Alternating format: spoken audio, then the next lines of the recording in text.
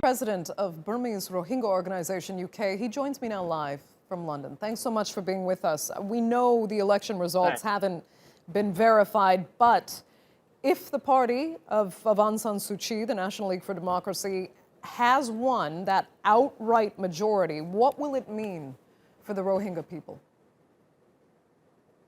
I should say unfortunately we have not seen any much support, any much anything policy towards Rohingya have changed in last 4 years.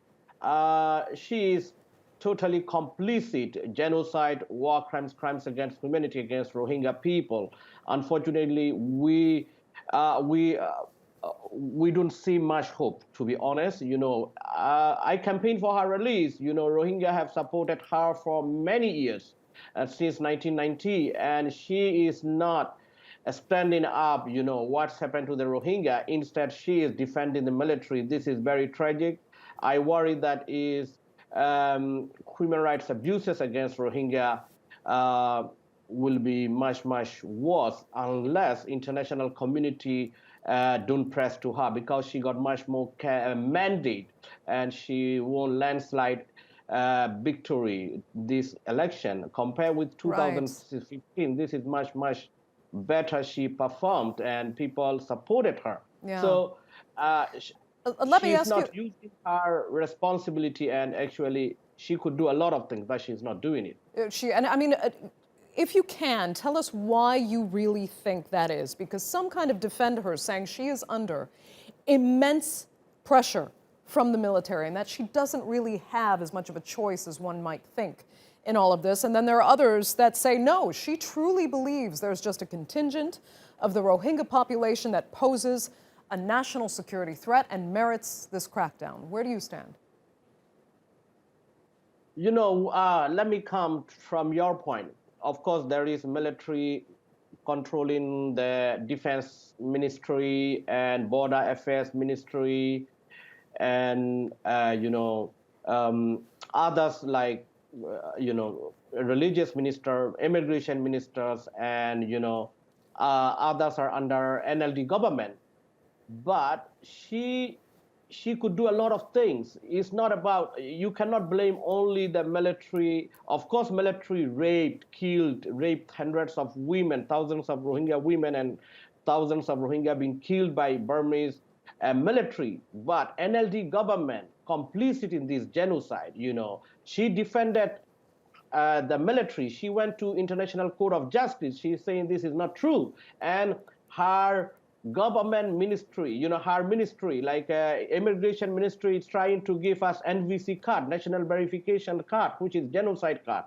So she is totally playing her role to deny our existence, to deny our identity. She is denying our rights, Actually, if she could do a lot of things. Is it any security threat of blocking humanitarian aid access? Is it any security threat allowing Rohingya children to go to school and university? I don't see that. It's not that way.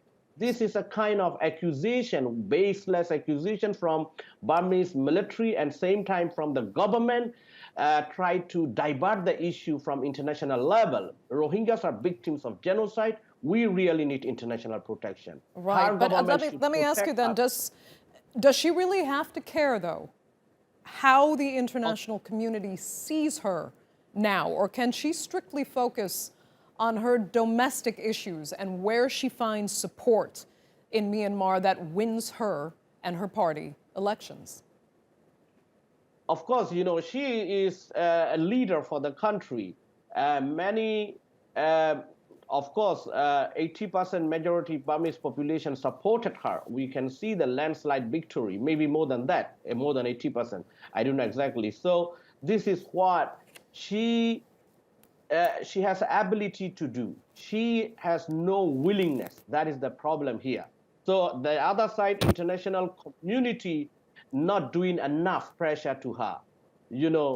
This is the time now she can change the policy, 1982 citizenship law, which deprive basic fundamental rights of the Rohingya. And she can she can give back Rohingya rights. We are not asking new citizenship or anything. We want Burmese government to give back our citizenship rights and others.